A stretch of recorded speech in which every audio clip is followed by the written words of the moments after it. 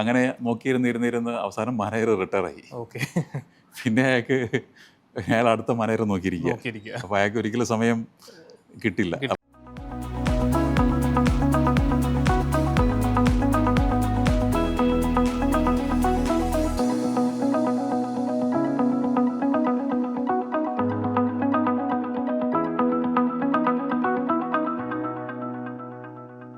നമസ്കാരം.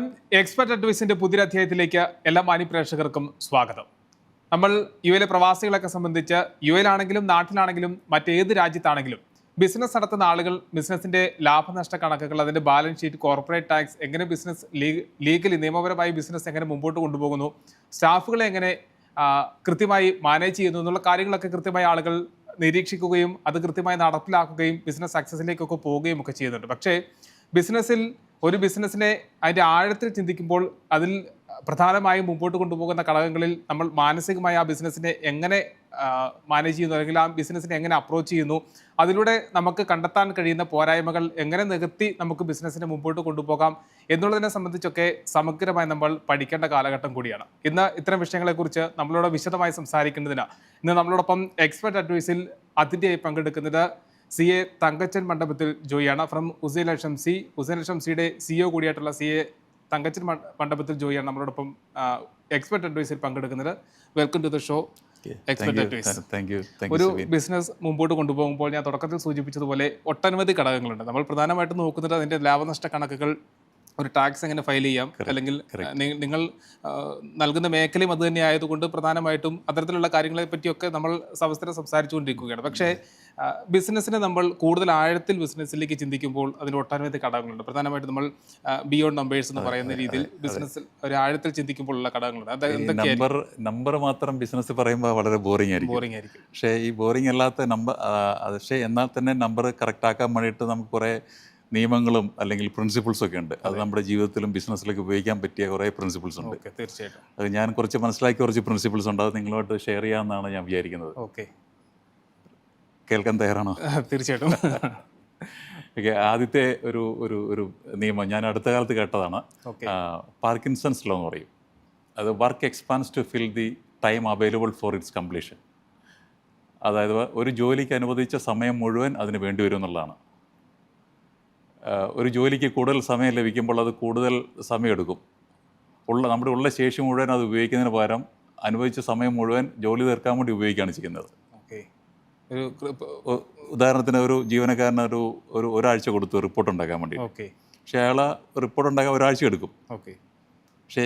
പക്ഷേ ആ റിപ്പോർട്ട് ഉണ്ടാക്കാൻ ഒരാഴ്ച മതി നമ്മൾ മനസ്സിലാക്കി കണ്ടിട്ട് അത് ഒരാഴ്ച കൊടുത്തു, അല്ല ഒരു ദിവസം കൊടുത്തു നോക്കൂ, ചിലപ്പോൾ ഒരു ദിവസം കൊണ്ട് ചിലപ്പോൾ തീർന്നിരിക്കും. അപ്പോൾ അവിടെ കാര്യക്ഷമത വർദ്ധിപ്പിക്കാൻ വേണ്ടിയിട്ട് ഈ ലോയുടെ യൂസ്, അല്ലെങ്കിൽ ഇതെങ്ങനെയൊക്കെ ഇംപ്ലിമെൻറ്റ് ചെയ്യാമെന്നുള്ള മനസ്സിലാക്കി ചെയ്യുമ്പോൾ നമ്മുടെ ജീവിതത്തിലാണെങ്കിലും നമ്മുടെ ബിസിനസ്സിലാണെങ്കിലും ഇതുകൊണ്ട് ഒത്തിരി നല്ല ഗുണങ്ങളുണ്ടാവും. ഞാനത് ഓർത്ത് ഈ പാർക്കിൻസൺസ് ഡിസീസ് എന്നൊക്കെ കേട്ടിട്ടുണ്ടെന്ന് പറഞ്ഞാൽ കേൾക്കുന്നൊരു കാര്യമാണ്. പക്ഷേ ഡിസീസ് അല്ല ഇത് നല്ല എഫക്റ്റീവായിട്ട് ബിസിനസ്സിലും ജീവിതത്തിലേക്ക് ഉപയോഗിക്കാൻ പറ്റിയ ഒരു നിയമം തന്നെയാണത്. ഒരു ടൈം മാനേജ്മെന്റ് കീപ്പ് ചെയ്യാന്നുള്ളതല്ലേ? ടൈം മാനേജ്മെന്റിന് പറ്റിയ ഒരു സമയം നല്ല കാര്യം തന്നെയാണത്. ഓക്കെ. പക്ഷേ അതിനെക്കുറിച്ച് ഞാൻ കുറച്ചുകൂടെ പറയുകയാണെങ്കിൽ, ഇപ്പോൾ ചുരുങ്ങിയ സമയപരിധികൾ നിശ്ചയിച്ചാൽ കാര്യക്ഷമത വർദ്ധിക്കും. ഓക്കെ. അപ്പോൾ അമിതമായിട്ടുള്ള പണം അല്ലെങ്കിൽ സമയം എന്നിവ പ്രവർത്തനക്ഷമത കുറയ്ക്കുകയേ ചെയ്യുള്ളൂ. അപ്പോൾ ഇത് ജീവിതത്തിലേക്ക് എങ്ങനെ കൊണ്ടുവരണമെന്ന് വെച്ച് കഴിഞ്ഞാൽ, ഒരു ബിസിനസ്മാൻ ഉണ്ടായിരുന്നു. അയാൾ വിചാരിച്ചു അയാളുടെ ബിസിനസ്സൊക്കെ വലുതായിട്ട്, അല്ലെങ്കിൽ ഒരു ബ്രാഞ്ചൊക്കെ തുടങ്ങി ബിസിനസ്സൊക്കെ നന്നായിട്ട് ഗ്രോ ചെയ്തിട്ട് പിള്ളേരുടെ കാര്യത്തിലിരിക്കും നന്നായിട്ട് ഇടപെടണമെന്ന് വിചാരിച്ചിരിക്കുകയായിരുന്നു. ഓക്കെ. അപ്പം അയാൾ ബ്രാഞ്ചൊക്കെ തുടങ്ങി, ബജറ്റൊക്കെ ഉണ്ടാക്കി, പുതിയ സ്ഥലങ്ങളിലേക്ക് വ്യാപിപ്പിച്ചു, പിന്നെ നല്ല കുറേ ബിസിനസ് പ്രൊഡക്ട്സൊക്കെ കൂട്ടി ബിസിനസ് വളരെയധികം വളർന്നു വന്നു. അതെ, അതോടുകൂടി പിള്ളേരും വളർന്നു വന്നു. അദ്ദേഹത്തിൻ്റെ സമീപം പിള്ളേർ കിട്ടിയിട്ടില്ല. അപ്പോൾ ഇയാൾ വിചാരിച്ചത് ഇതൊക്കെ കഴിഞ്ഞിട്ട് ചെയ്യാമെന്നുള്ള സമയം അയാളുടെ കയ്യിലുണ്ടായിരുന്നു. പക്ഷെ അത് ശരിക്കും സമയമില്ലായിരുന്നു. ഓക്കെ. ബിസിനസ്സിന് മാത്രമല്ല ലൈഫിലും പ്രധാനമായിട്ട് ഡിപ്പെൻഡ് ചെയ്തിരിക്കുന്ന ഒന്നാണ് പാർക്കിൻസൺസ് ലോ എന്ന് പറയുന്നത്, അല്ലേ? Correct. It is not about laziness. Like സമയം നമ്മുടെ കയ്യിൽ ഉണ്ടെന്നുള്ള ഒരു ഇല്യൂഷൻ ഉണ്ട്. അതാണ് ഇവിടെ പ്രശ്നമാക്കുന്നത്.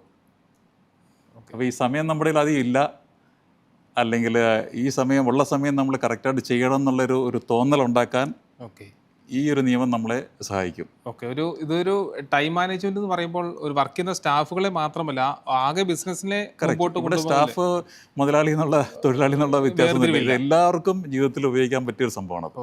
പക്ഷേ സ്വന്തം ഇത് അനലൈസ് നോക്കണം. ഇത് ഈ ഒരു നിയമം എൻ്റെ ജീവിതത്തിൽ ഭാഗമാണോ, അല്ലെങ്കിൽ എനിക്ക് ഇംപ്ലിമെന്റ് ചെയ്യാൻ പറ്റുന്നുണ്ടോ എന്ന് അറിഞ്ഞ് നോക്കണമെങ്കിൽ അത് എന്താണെന്ന് മനസ്സിലാക്കണം. അത് മനസ്സിലാക്കാനുള്ള ഒരു ജിജ്ഞാസ എപ്പോഴും ഉണ്ടാവണം. അത് ഉണ്ടാക്കിയെടുക്കലാണ് എൻ്റെ ഒരു ജോലി. ഇപ്പം നമ്മൾ ഈ ടൈം മാനേജ്മെന്റിന്റെ കാര്യം സൂചിപ്പിക്കുമ്പോൾ തന്നെ ഈ അക്കൗണ്ട് കാര്യങ്ങൾ മാനേജ് ചെയ്യുക, അല്ലെങ്കിൽ നേരത്തെ നമ്മൾ തുടക്കത്തിൽ സൂചിപ്പിച്ചതുപോലെ നമ്മൾ ബാലൻസ് ഷീറ്റും കോർപ്പറേറ്റ് ടാക്സും ഒക്കെ നമ്മൾ എപ്പോഴും സംസാരിക്കാറുള്ളൂ.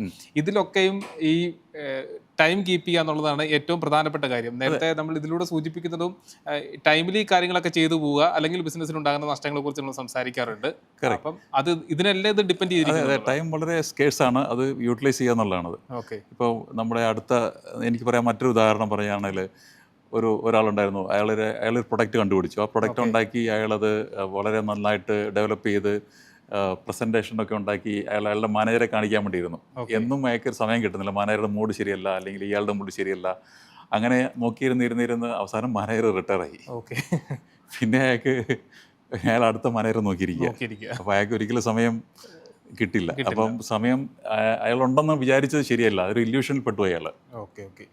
ഒരു ബിസിനസ്സിൽ ലാഭത്തിലേക്ക് എത്താൻ കഴിയുന്ന, അല്ലെങ്കിൽ ഒരു ബിസിനസ് ലാഭകരമാക്കാൻ കഴിയുമ്പോൾ അതിൽ ഏറ്റവും പ്രധാനപ്പെട്ടത് ടൈം മാനേജ്മെൻറ്റ് തന്നെയാണ്. ടൈം മാനേജ്മെൻറ്റ് നമ്മൾ സൂചിപ്പിച്ചതുപോലെ ഇതിൽ കൃത്യമായി കണ്ടെത്താൻ കഴിയുന്ന പല മേഖലകളുമുണ്ട് അല്ലേ. ഇപ്പോൾ തൊഴിലാളികളുടെ വർക്ക് സമയം, നമ്മൾ ഫയൽ ചെയ്യുന്ന പല കാര്യങ്ങൾ, അല്ലെങ്കിൽ പല ഫയലുകളും പ്രോപ്പറായിട്ട് ചെയ്യേണ്ട സമയം, ഇതിനൊക്കെ കൃത്യമായ ഒരു ഡ്യൂറേഷൻ നമ്മൾ നിശ്ചയിക്കുക. അതെ, വളരെ നിശ്ചയിച്ചിട്ടുള്ള ഒത്തിരി കമ്പനികളുണ്ട്. അവിടെ പ്രശ്നമില്ല. നിശ്ചയിക്കാത്ത കമ്പനി ഉണ്ടെങ്കിൽ ഈ ഒരു നിയമം ഒന്ന് മനസ്സിലിട്ട് താലോലിച്ച് നോക്കുക, ചിലപ്പം ഗുണം ചെയ്യും. അതാണ് നമ്മൾ പാർക്കിൻസൺസ് ലോ എന്ന് പറയുന്നത്. ഇത് 1958 ബ്രിട്ടീഷ് പാർക്കിൻസൺ എന്നുള്ള ഒരു ബ്രിട്ടീഷുകാരൻ അയാളൊരു പുസ്തകത്തിൽ കൂടെ കൊണ്ടുവന്ന ഒരു ഹിസ്റ്റോറിയനായിരുന്നു. അയാൾ കൊണ്ടുവന്ന ഒരു നിയമമാണത്. പക്ഷേ അത് വളരെയധികം അംഗീകരിക്കപ്പെട്ടു. പലർക്കും അതുകൊണ്ട് ഒത്തിരി ഗുണമുണ്ടായിട്ടുണ്ട്. എനിക്കും ഗുണമുണ്ടായിട്ടുണ്ട്. ആ ഒരു അദ്ദേഹത്തിന്റെ പേര് വെച്ചിട്ടാണ് അങ്ങനെയാണ് ഈ ലോ അറിയപ്പെടുന്നത്. തീർച്ചയായിട്ടും. അപ്പം ബിസിനസ് ചെയ്യുന്ന ആളുകളൊക്കെ എപ്പോഴും അറിഞ്ഞിരിക്കേണ്ട പ്രധാനപ്പെട്ട വസ്തുതയാണ് പാർക്കിൻസൺസ് ലോ എന്ന് പറയുന്നത്. ചില ആളുകൾക്ക്, പലർക്കും അറിയായിരിക്കും, പക്ഷേ ചില ആളുകൾക്ക് ഇത് പുതിയൊരു അറിവായിരിക്കും. ബിസിനസ് ചെയ്യുന്ന പല കാര്യങ്ങളിലും, ഇപ്പോൾ സാർ സൂചിപ്പിച്ചതുപോലെ ഏറ്റവും മൈന്യൂട്ടായിട്ടുള്ള കാര്യങ്ങളിൽ വരെ കൃത്യമായ ഒരു ടൈം മാനേജ്മെന്റ് നമ്മൾ പ്രോപ്പറായിട്ട് മുമ്പോട്ടുണ്ടോ. അത് ബിസിനസ്സിൽ മാത്രമല്ല, ലൈഫിലും അത് കൃത്യമായി ഫോളോ ചെയ്താൽ നല്ലൊരു സക്സസ് നേടിയെടുക്കാൻ കഴിയും എന്നുള്ളതിൻ്റെ ഏറ്റവും ഉദാഹരണം കൂടിയാണ് നമ്മൾ ഇതിലൂടെ പങ്കുവയ്ക്കുന്നത്. ഇതുമായിട്ട് ബന്ധപ്പെട്ട മറ്റൊരു നിയമം പറയാനുള്ളത്, അതും ഇൻട്രസ്റ്റിംഗ് ആയിട്ടുള്ള ഒരു നിയമമാണ്. ഡണ്ണിങ് ക്രൂഗർ എഫക്റ്റ് എന്ന് പറയും. അതായത് the less you know the more confident you are, the more you know the more you doubt your self. അതായത് അറിവ് കുറവുള്ളവർക്ക് അത്യധികം ആത്മവിശ്വാസം ഉണ്ടാവും. അറിവ് കൂടുതലുള്ളവർക്ക് ഇച്ചിരി ഒരു സംശയം കാണും. അറിവ് കുറവുള്ളവർക്ക് പലപ്പോഴും വസ്തുക്കൾ മനസ്സിലാകില്ല. അതുകൊണ്ട് തന്നെ അവർക്ക് അതിരുകളില്ലാത്ത ആത്മവിശ്വാസം ഉണ്ടാവും. മറിച്ച് കൂടുതൽ അറിവുള്ളവർക്ക് കാര്യങ്ങൾ എത്ര കൂടുതൽ സങ്കീർണമാണെന്ന് മനസ്സിലാക്കി സംശയത്തോടുകൂടി ആയിരിക്കും ഓരോ കാര്യങ്ങൾ നോക്കുന്നത്. അപ്പോൾ ഇപ്പോൾ ഉദാഹരണത്തിന് ഒരു നിക്ഷേപകൻ ചെറിയ ലാഭം കിട്ടിയപ്പോൾ അവൻ മനസ്സിലാക്കി, വിപണിയെക്കുറിച്ച് ഞാൻ മൊത്തം മനസ്സിലാക്കി, ഇനിയുള്ള പൈസ ഇടാന്ന് വിചാരിക്കും, അവൻ പ്രശ്നമാവും. പക്ഷെ പരിചയസമ്പന്നനായ ഒരു നിക്ഷേപനാണെങ്കിൽ അതിൻ്റെ വരുംപരായികളൊക്കെ ചിന്തിച്ച് ഡാറ്റയ്ക്ക് അനലൈസ് ചെയ്തിട്ട് പ്രോപ്പറായിട്ടായിരിക്കും ചെയ്യുന്നത്. ഇതിന് മെറിറ്റ്സ് ആൻഡ് ഡീമെറിറ്റ്സ് ഉറപ്പായിട്ടും ഉണ്ടാവും. കറക്റ്റ്. ആ അറിവിൻ്റെ പരിമിതികൾ മനസ്സിലാക്കുന്നവരാണ് നല്ല മാനേജേഴ്സ്, നല്ല ബിസിനസ്മാൻ, അല്ലെങ്കിൽ നല്ല നേതാക്കൾ. വലിയ തീരുമാനം എടുക്കുമ്പോൾ കൂടുതൽ ഡാറ്റ ശേഖരിക്കുക, എന്നിട്ട് അതിനെ അനുസരിച്ച് ഈ കാര്യങ്ങളൊക്കെ അനലൈസ് ചെയ്യുക. അതൊക്കെയാണ് ഈ നിയമം കൊണ്ട് ഉദ്ദേശിക്കുന്നത്. ഇതിപ്പോൾ ഈ ഒരു ബിസിനസ് ആകുമ്പോൾ നമ്മൾ തീരുമാനം എടുക്കുക എന്ന് പറയുന്നത് ഒരാൾ തന്നെ എടുക്കുന്ന തീരുമാനമല്ലല്ലോ. ഇപ്പോൾ ഒരു ബിസിനസ്സിന് ഡിപ്പെൻഡ് ചെയ്തിരിക്കുന്ന അതിൻ്റെ, ഇപ്പം സാർ സൂചിപ്പിച്ചതുപോലെ ഒരു മാനേജർ ഉണ്ടാകും, അല്ലെങ്കിൽ അതിൻ്റെ ആ തലത്തിൽ നിൽക്കുന്ന ആളുകളുണ്ടാകും. അപ്പോൾ ഇത് ആ ഒരു മാനേജ്മെന്റിനെ ഫുള്ള് ഡിപ്പെൻഡ് ചെയ്തിരിക്കുന്ന ഒരു കാര്യമല്ല ഡിസിഷൻ മേക്കിംഗ് എന്ന് പറയുന്നത്. ഡിസിഷൻ മേക്കിംഗ് മാത്രമല്ല, ഇവിടെ നമ്മളൊരു എംപ്ലോയിയെ റിക്രൂട്ട് ചെയ്യുന്ന സമയത്ത് ശ്രദ്ധിക്കേണ്ടത്, ചില എംപ്ലോയീസിൻ്റെ CV കാണുമ്പോൾ നമുക്ക് മനസ്സിലാവും ഇവൻ നല്ലതാണെന്ന് മനസ്സിലാവും. പക്ഷേ ശരിക്കും അങ്ങനെ ആയിരിക്കില്ല. അത് നമ്മളത് കറക്റ്റായിട്ട് നോക്കിയിട്ട് വേണം എടുക്കാൻ. പറയുന്ന കാര്യങ്ങളായിരിക്കില്ല. അതെ, പ്രാക്ടിക്കലായിട്ടുള്ളത്.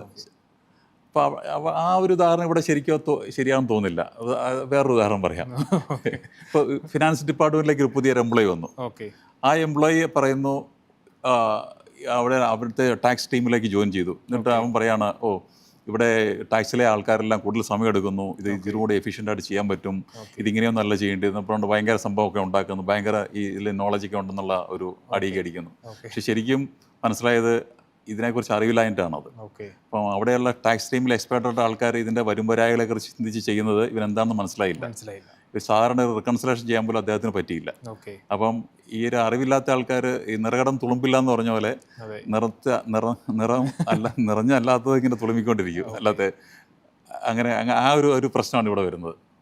പക്ഷെ പലപ്പോഴും ഈ എംപ്ലോയീസിനൊക്കെ നമ്മൾ ഉപയോഗിക്കുമ്പോൾ ഈ ബിസിനസ്സിനെ സംബന്ധിച്ച് മാക്സിമം ഔട്ട്പുട്ട് ഉണ്ടാക്കിയെടുക്കുക എന്നുള്ളതാണ് പ്രധാനം.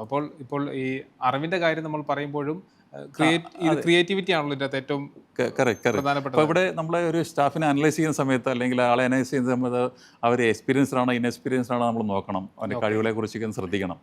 So inexperienced person is over confident ആയിരിക്കും. അപ്പോൾ ഓവർ കോൺഫിഡൻസും വെച്ചിട്ട് നമുക്ക് മനസ്സിലാക്കാൻ പറ്റും ഇവന് എക്സ്പീരിയൻസ്ഡ് ആണോ ഇൻഎക്സ്പീരിയൻസ്ഡ് ആണോ എന്നുള്ളത്. അത് ഉണ്ടാകുന്ന ഔട്ട്പുട്ടുകളെയും അത് ബാധിക്കാറ്. കറക്റ്റ്. അത് വിജിലൻ്റ് ആയിരിക്കണം എന്ന് മാത്രം. ഇപ്പോൾ എക്സ്പീരിയൻസ് പേഴ്സൺ ആണെങ്കിൽ അയാൾ ഹംബിൾ ആയിരിക്കും. ഒരു ഹംബിൾ അല്ലാത്ത ആളെ മിക്കവാറും എക്സ്പീരിയൻസ് ആവാൻ ചാൻസ് കുറവാണെന്നാണ് ഈ നിയമം സൂചിപ്പിക്കുന്നത്.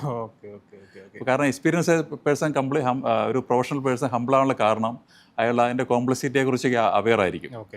അപ്പോൾ അയാൾക്ക് ഒരിക്കലും ബോസ് ചെയ്യാൻ മനസ്സനുവദിക്കില്ല. അപ്പം ഈ പേരുകളൊക്കെ സൂചിപ്പിക്കുന്നത് ഭയങ്കര ഒരു എന്താ പറയുക, നേരത്തെ നമ്മൾ തുടക്കത്തിൽ സൂചിപ്പിച്ച പാർക്കിൻസൺസ് ലോ, അത് പേര് ഒന്ന് സൂചിപ്പിക്കുന്നു, എൻ്റയർലി ഡിഫറെൻ്റ് ആയിട്ടുള്ള ആശയം. അതെ, കാരണം അത് തുടങ്ങിയ ആളുടെ പേര് വെച്ച് തുടങ്ങിയെന്നുള്ളൂ. അതെ, വേറെ ഇവിടെ ഈ ഡണ്ണിങ് ക്രൂഗർ എഫക്റ്റ്, അതും ഈ ഒരു ഡണ്ണിങ് ക്രൂഗറും കൂടി തുടങ്ങിയ ഒരു സിദ്ധാന്തമാണ്. അപ്പോൾ അത് നമുക്കെല്ലാവർക്കും അറിയുന്ന കാര്യമാണ്. പക്ഷെ അതൊരു സിദ്ധാന്തമാക്കി എന്നുള്ളതേ ഉള്ളൂ. പല കാര്യങ്ങളും നമുക്ക് അറിയുന്നതാണ്, പക്ഷെ അതൊരു സിദ്ധാന്തമാക്കി ലോ ആക്കി പറയുമ്പോഴാണ് നമുക്ക് അതിൻ്റെ ആ ഒരു ഇമ്പോർട്ടൻസ് മനസ്സിലാകുന്നതും ഇത് മറ്റുള്ള പറഞ്ഞ് മനസ്സിലാക്കാൻ എളുപ്പമായി വരുന്നതൊക്കെ. ഇപ്പോൾ ഒരു ഫിനാൻഷ്യൽ ഫേമിൽ വർക്ക് ചെയ്യുന്ന ആളെന്ന രീതിയിൽ താങ്കൾക്ക് പല കമ്പനികളുമായി സംസാരിക്കുകയും പല കമ്പനികളുമായി ഡീൽ ചെയ്യുകയും ചെയ്യുന്ന ഒരാളാണ്. അപ്പോൾ ഇത് എത്രത്തോളം പലരും പ്രാവർത്തികമാക്കുന്നുണ്ട്? പലരും ഞാൻ പ്രാവർത്തികമാക്കാൻ വേണ്ടി ശ്രമിക്കാറുണ്ട്. അവർ പറഞ്ഞു കൊടുക്കും, പക്ഷേ ഇത് ഈ മരുന്ന് കഴിക്കേണ്ട അവരാണ്. എനിക്ക് പറഞ്ഞു കൊടുക്കാനേ പറ്റുള്ളൂ. തീർച്ചയായിട്ടും. പക്ഷെ പല ആൾക്കാർ ചെയ്യുന്നുണ്ട്, അത് വളരെ വളരെ പോസിറ്റീവായിട്ട് എടുക്കുന്നുണ്ട്. എടുത്ത ആൾക്കാരാണ് കൂടുതലുള്ളത്. ഇപ്പോൾ ഒരു പുതിയ നിക്ഷേപകൻ എന്നുള്ള നിലയിൽ അല്ലെങ്കിൽ ഒരു പുതിയ ബിസിനസ് സ്റ്റാർട്ട് ചെയ്യുന്ന ഒരാൾ, അപ്പം അത് ആ ഒരാൾക്ക് നൽകാൻ കഴിയുന്നൊരു നിർദ്ദേശം എന്തായിരിക്കും? ആൾക്ക് ഇതുപോലുള്ള മറ്റൊത്തിരി നിയമങ്ങളെ കുറിച്ച് എനിക്ക് പറയാൻ പറ്റും. ഒരു സ്ട്രീറ്റ് ലൈറ്റ് എഫക്റ്റ്, അങ്ങനെ ഒരു നിയമമുണ്ട്. ഒരു നിയമമല്ല, അതൊരു എഫക്റ്റ് ആണ്. അത് സ്ട്രീറ്റ് ലൈറ്റ് എഫക്റ്റ്. നമ്മൾ കാണുന്നതെല്ലാം വെട്ടത്തിലുള്ള മാത്രമേ നമ്മൾ കാണുന്നുള്ളൂ, അല്ലാതെ നമ്മൾ കാണുന്നില്ല. പക്ഷേ അങ്ങനെ വെട്ടത്തിലല്ലാത്തത് കാണാൻ വേണ്ടിയിട്ടുള്ള ഒരു മനസാന്നിധ്യം ഉണ്ടാക്കിയെടുക്കാൻ ഈ നിക്ഷേപകരാണെങ്കിലും അല്ലെങ്കിൽ ഓണറാണെങ്കിലും അല്ലെങ്കിൽ എംപ്ലോയീസ് ആണെങ്കിലും ആരാണെങ്കിലും ശ്രദ്ധിക്കണം. ഇപ്പോൾ എളുപ്പത്തിൽ ഡാറ്റയെ മാത്രം വിശ്വസിച്ച് യഥാർത്ഥ പ്രശ്നം കാണാതെ പോകുന്ന ഒത്തിരി ആൾക്കാരുണ്ട്. അത് ഫസ്റ്റ് കൈ കിട്ടുന്ന ഇൻഫർമേഷൻ വിശ്വസിക്കുന്നു എന്നുള്ളതാണ്. കറക്റ്റ്. അതെ, ഒരു പ്രശ്നത്തിന് കാരണം കണ്ടെത്താതെ എളുപ്പത്തിൽ ലഭിക്കുന്ന വിവരങ്ങൾ മാത്രം പരിശോധിച്ച് തെറ്റായ ഔട്ട്പുട്ടിലേക്ക് അല്ലെങ്കിൽ ഔട്ട്കമ്മിലേക്ക് എത്തുന്ന ഒരു പരിപാടിയുണ്ട്. അപ്പോൾ ഒരു കമ്പനിയുടെ വിറ്റുവരവ് കുറഞ്ഞു, അപ്പോൾ അവർ വിചാരിച്ചു എന്താണ് വെബ്സൈറ്റിലുള്ള ട്രാഫിക് കുറഞ്ഞാണെന്ന്. അപ്പോൾ വെബ്സൈറ്റിലുള്ള ട്രാഫിക് കൂട്ടാൻ വേണ്ടിയിട്ടുള്ള കുറേ കാര്യങ്ങൾ ചെയ്തു. പക്ഷെ ശരിക്കും ആ പ്രശ്നം അതല്ലായിരുന്നു. അവരുടെ ലൈറ്റിൽ അവർ കണ്ടതാണ്. പക്ഷേ ശരിക്കുള്ള പ്രശ്നം അത് വേറെന്തല്ലായിരുന്നു. അത് ഉൽപ്പന്നത്തിൻ്റെ ഗുണമേന്മയോ അല്ലെങ്കിൽ സേവനത്തിൻ്റെ കുറവോ അതുമായിട്ട് ബന്ധപ്പെട്ട എന്തൊക്കെയോ കാര്യങ്ങളായിരുന്നു, അതവർ കണ്ടില്ല. അപ്പോൾ അങ്ങനെയുള്ള ഇഷ്യൂസ് ബിസിനസ്സിനെ ഒത്തിരി ബാധിക്കുന്നുണ്ട്. അപ്പോൾ ഇത് ആ സ്ട്രീറ്റ് ലൈറ്റ് എഫക്റ്റ് എന്നുള്ള എഫക്റ്റ് ഉണ്ട് എന്ന് മനസ്സിലാവും. ഓ, ഇത് ഞാൻ കാണുന്ന സ്ട്രീറ്റ് ലൈറ്റ് എഫക്റ്റ് ആണോ, അതെയോ ഇതല്ലാത്ത എന്തെങ്കിലും സാധനം നമ്മുടെ ബിസിനസ്സിലുണ്ടോ എന്ന് ആളെ ഒന്ന് പ്രചോദിപ്പിക്കാൻ പറ്റിയ ഒരു നിയമമാണിത്. ബിസിനസ്സിലുണ്ടാകുന്ന പ്രശ്നങ്ങളുടെ യഥാർത്ഥ പ്രശ്നം കണ്ടെത്തുക എന്നുള്ളതാണ് ഈ ഒരു എഫക്റ്റ് കൊണ്ട് നമ്മൾ ഉദ്ദേശിക്കുന്നത്. ശരിയായ പ്രശ്നം മനസ്സിലാക്കാതെ ഉപരിതല പരിഹാരങ്ങൾ കണ്ടെത്തരുത്. ഇപ്പോൾ വിപണി പരിശോധിക്കുന്ന ആൾ കൃത്യമായ ഡാറ്റ ശേഖരിക്കണം, എന്നിട്ട് വേണം അതിനെക്കുറിച്ച് പറയാൻ വേണ്ടി. ഇവിടെ നേരത്തെ പറഞ്ഞ ഹയറിംഗ് ബൈ റെസ്യൂം. അതെ, റെസ്യൂം മാത്രം എടുത്തിട്ട് ഭയങ്കര സംഭവമായിട്ട് തോന്നും റെസ്യൂം കണ്ടു കഴിഞ്ഞാൽ. പക്ഷേ അത് നമ്മൾ അയാളോട് സംസാരിച്ച് കഴിയുമ്പം അതുമായിട്ട് യാതൊരു ബന്ധവും കാണില്ല ചെയ്തിട്ടില്ല. അപ്പോൾ അങ്ങനെയുള്ളൊരു ഇഷ്യൂ വരും. ഇപ്പോൾ നമ്മുടെ കമ്പനി തന്നെ ആണെങ്കിൽ ചില ആൾക്കാർ നമ്മുടെ സ്ട്രീറ്റ് ലൈറ്റിൽ കാണുന്നില്ല അല്ലെങ്കിൽ ആ ഡേ ലൈറ്റിൽ കാണുന്നില്ലാത്ത ഒത്തിരി ആൾക്കാരുണ്ട്. ശരിക്കും അവർ നല്ല പെർഫോമർ ആയിരിക്കും, പക്ഷെ അവർ വെളിച്ചത്തിലേക്ക് വരുന്നില്ല എന്ന് കരുതി അവരെ മോശം ആൾക്കാരാണ് നല്ല അർത്ഥം. അപ്പം ഒരു മാനേജറെ സംബന്ധിച്ച്, ഒരു ബിസിനസ് ഓണറെ സംബന്ധിച്ച് അവരുടെ ജോലി എന്ന് പറയുന്നത് വെളിച്ചമില്ലാത്തടത്ത് വെളിച്ചം എത്തിക്കുക എന്നുള്ളതും, ഓക്കെ വെളിച്ചമുള്ളത് മാത്രം കാണാതെ വെളിച്ചമില്ലാത്തടത്ത് വെളിച്ചം എത്തിച്ച് അതെല്ലാം കണ്ടിട്ട് പ്രോപ്പറായിട്ടുള്ള അനാലിസിസ് ചെയ്യാനുമാണ് ബിസിനസ് ഓണേഴ്സ് ശ്രദ്ധിക്കേണ്ടത്. ഓക്കെ കമ്പനിയെ സംബന്ധിച്ച് പ്രോപ്പറായി ഒരു മാനേജ്മെന്റ് സിസ്റ്റം ഉണ്ടാക്കുമ്പോൾ ഇതിൽ ഏറ്റവും പ്രധാനപ്പെട്ട സ്ട്രീറ്റ് ലൈറ്റ് എഫക്റ്റ് അത് കറക്റ്റ്. ആദ്യം കാണുന്നതല്ലായിരിക്കും എൻ്റെ പ്രശ്നം. ആ ഒരു കാണുന്ന പ്രശ്നത്തിന്റെ പുറകിൽ ബാക്കിൻ്റെ വലിയൊരു പ്രശ്നം ഉണ്ടാകും. അത് ഐഡന്റിഫൈ ചെയ്യാം. വെളിച്ചത്തിലുള്ളതും വെളിച്ചത്തിൽ ഇല്ലാത്തതുമായിട്ട് രണ്ട് കാര്യങ്ങളുണ്ട്. രണ്ട് കാര്യങ്ങൾ. അല്ല, ആ ഒരു കാരണത്തിലേക്ക് എത്തുന്നതിന് പുറകിൽ മറ്റൊരു കാരണം ഉണ്ടാകും. അൺസീൻ എഫേർട്സ് മറ്റ് സ്റ്റാഫിൻ്റെയൊക്കെ ഇപ്പോൾ ഒത്തിരി വാചകം അടിക്കുന്ന ഒരാളെ ചിലപ്പോൾ മനേരെ നോട്ട് ചെയ്യുന്നുണ്ടായിരിക്കും. അയാൾ വെളിച്ചത്തിലായിരിക്കും, വളരെ ഒരു എക്സ്ട്രോവേർട്ടായിട്ടുള്ള ആൾ. പക്ഷേ ഇൻട്രോവേർട്ടായിട്ടുള്ള ആൾക്കാരും കാണും, അവരെയും കമ്പനിക്ക് ആവശ്യമുണ്ട്. അതെ, അപ്പം അവരുടെ അൺസീൻ എഫേർട്സ് അല്ലെങ്കിൽ അവരുടെ ആ കാര്യങ്ങൾ മനസ്സിലാക്കാതെ പോകരുത്. ഓക്കെ, അപ്പോൾ അവരുടെ മേലിലും കൂടെ ലൈറ്റ് തെളിയിക്കുക എന്നുള്ളതാണ് നല്ലൊരു ബിസിനസ്സുകാരൻ ചെയ്യേണ്ട ഒരു കാര്യം. ഓക്കെ, നമ്മളിപ്പോൾ ബിസിനസ്സിനെ സംബന്ധിച്ച് പല കാര്യങ്ങൾ സംസാരിച്ചുകൊണ്ടിരിക്കുമ്പോൾ തുടക്കത്തിൽ സൂചിപ്പിച്ചതുപോലെ പാർക്കിൻസൺസ് ലോ, തൊട്ട് പുറകിൽ ഡണ്ണിങ് ക്രൂഗർ എഫക്റ്റ്, ഇപ്പം അടുത്ത സ്ട്രീറ്റ് ലൈറ്റ് എഫക്റ്റ് എന്ന് പറയുന്നത് ഒരു ബിസിനസ് നല്ല രീതിയിൽ ഒരു ബിസിനസ് മുമ്പോട്ട് കൊണ്ടുപോകുമ്പോൾ അടുത്തതായി നൽകാൻ കഴിയുന്ന ഒരു ബിയോണ്ട് നമ്പേഴ്സ് എന്നൊക്കെ നമ്മൾ തുടക്കം സൂചിപ്പിച്ചത് കുറേ ഉണ്ട്. അതിൽ നമുക്ക് കുറഞ്ഞ സമയപരിധികളിൽ കുറച്ച് നമുക്കൊരു 80-20 പ്രിൻസിപ്പിൾ അനുസരിച്ച് നമുക്ക് മുന്നോട്ട് പോകാം. അപ്പോൾ നമുക്ക് ആ 80-20 പ്രിൻസിപ്പിൾ തന്നെ എടുക്കാം. അപ്പോൾ 80-20 പ്രിൻസിപ്പിൾ എന്ന് പറഞ്ഞു കഴിഞ്ഞാൽ അതായത് 80% ഫലം തരുന്ന 20% പ്രവൃത്തിയിൽ നിന്നാണെന്നുള്ളതാണ്. 20% പ്രവൃത്തിയിൽ നിന്നാണ് 80% റിസൾട്ട് വരുന്നത്. നിങ്ങളുടെ ക്ലയൻസിന്റെ റവന്യൂ നോക്കി കഴിഞ്ഞാൽ 20% ക്ലയൻസിൽ നിന്നാണ് നിങ്ങൾക്ക് 80% റിസൾട്ട് കിട്ടുന്നത്, അല്ലെങ്കിൽ റവന്യൂ കിട്ടുന്നത്. അപ്പോൾ നമ്മൾ അവരെ കൂടുതൽ കെയർ ചെയ്യാതെ മറ്റുള്ളവരൊക്കെ കൂടുതൽ കെയർ ചെയ്യുമ്പോൾ ബാക്കി 20 റവന്യൂക്ക് വേണ്ടി നമ്മൾ 80% എഫർട്ട് കൊടുത്തു കഴിയുമ്പം അവിടെ ഒരു ഇംബാലൻസ് വരും. ആ ഇംബാലൻസ് നോക്കി ചെയ്തില്ലെങ്കിൽ പ്രശ്നം വരും. അപ്പോൾ അതാണ് ഈ 80-20 അല്ലെങ്കിൽ പരേറ്റോ പ്രിൻസിപ്പിൾ എന്ന് പറഞ്ഞത്. മിക്ക ഫലങ്ങളും കുറഞ്ഞ ശതമാനമുള്ള പ്രവർത്തനങ്ങളിൽ നിന്നാണ് ഉണ്ടാകുന്നത്. ഒരു കമ്പനിയുടെ കാര്യങ്ങൾ പരിശോധിച്ച് കഴിഞ്ഞാൽ അവരുടെ വരുമാനത്തിൻ്റെ 80% അല്ലെങ്കിൽ 20% ഉപഭോക്താക്കളിൽ നിന്നായിരിക്കും. അപ്പോൾ എന്ന് പറഞ്ഞ പോലെ അനാവശ്യ ജോലികൾ ഇവിടെ ഒഴിവാക്കി പ്രധാന കാര്യങ്ങളിലേക്ക് ശ്രദ്ധ തിരിക്കണമെന്നാണ് ഈ റൂളിൻ്റെ മറ്റൊരു വശം. ഇപ്പോൾ ഒരു സാധാരണ ഒരു കമ്പനിയെ നമ്മൾ ഉദാഹരണം എടുത്താൽ, അല്ലെങ്കിൽ ഒരു മാൻ പവർ പോലുള്ളൊരു കമ്പനി ഉദാഹരണം എടുത്താൽ, അതിൻ്റെ ഏറ്റവും വലിയ ഔട്ട്പുട്ട് എന്ന് പറയുന്നത് ആ മാൻ പവർ കമ്പനിക്ക് അത് തന്നെയാണല്ലോ. ഇപ്പം നമ്മൾ കെട്ടിട നിർമ്മാണ മേഖല തന്നെ എടുത്താൽ അതിൽ ഒരു തൊഴിലാളികളുടെ എഫേർട്ട് തന്നെയാണല്ലോ അതിൻ്റെ ഏറ്റവും വലിയ ഔട്ട്പുട്ട് എന്ന് പറയുന്നത്. പക്ഷേ അതിൻ്റെ അകത്ത് അവർ ഡിപ്പെൻഡ് ചെയ്യുന്ന പല കാര്യങ്ങളുണ്ടാവും. ഇപ്പോൾ ഫ്ലാറ്റ് സെയിൽ ചെയ്യുന്നതാണെങ്കിൽ ആ സെയിലിന് മുമ്പുണ്ടാകുന്ന പല അതിന് ഇൻഫ്രാസ്ട്രക്ചർ മുതൽ പല കാര്യങ്ങളിലേക്ക് നമ്മൾ കടന്നു വരുമ്പോൾ അതിൽ നമ്മൾ ഡിപ്പെൻഡ് ചെയ്യുന്ന പല കാര്യങ്ങളും 80-20 വെച്ച് നമ്മൾ എങ്ങനെ കാൽക്കുലേറ്റ് ചെയ്യും? നമുക്ക് എല്ലാ കാര്യങ്ങളും 80-20 വെച്ച് നോക്കാം. നമ്മൾ ഒപ്റ്റിമൈസ് ചെയ്ത് കഴിഞ്ഞാൽ പിന്നെ അടുത്ത ലെവലിലേക്ക് മാറാം. അപ്പോൾ ഒരു CEO ഓഫീസിൽ അയാളുടെ ഒരു 20% സമയം എംപ്ലോയീസിന് വേണ്ടി കൊടുത്തു കഴിഞ്ഞാൽ എംപ്ലോയീസിൻ്റെ 80% ജോയി അതിൽ നിന്ന് കിട്ടും. അവരുടെ 80% അവർക്ക് കൂടുതൽ മോട്ടിവേഷൻ കൊടുക്കാൻ പറ്റും.